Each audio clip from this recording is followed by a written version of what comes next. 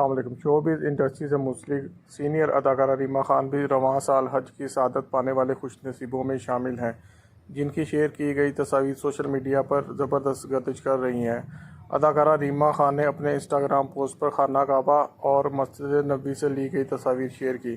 اداکارہ نے انسٹاگرام پر مسجد نبوی اور مکہ مکرمہ سے تصاویر شیئر کی ہیں۔ شیئر کی گئی ایک پوسٹ میں ریما خان کو خانہ کعبہ میں دعا کے لیے ہاتھ اٹھائے دیکھا جا سکتا ہے، جبکہ ایک تصویر میں انہیں مسجد نبوی کے احاطے میں دیکھا جا سکتا ہے۔